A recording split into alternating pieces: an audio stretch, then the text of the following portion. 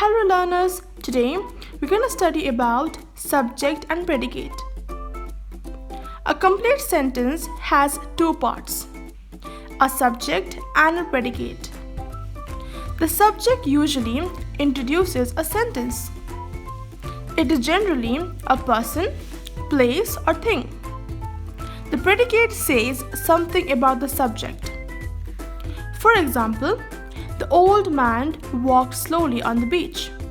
Here, the old man is the subject and the rest, walked slowly on the beach, is predicate.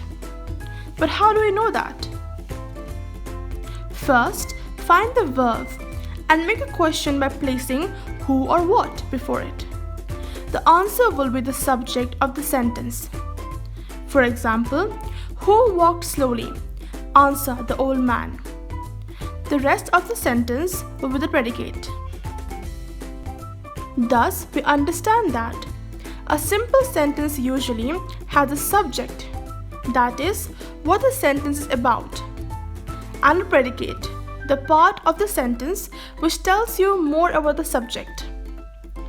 Read these sentences. The sun was shining. Tabu and others collected rocks to build a shelter.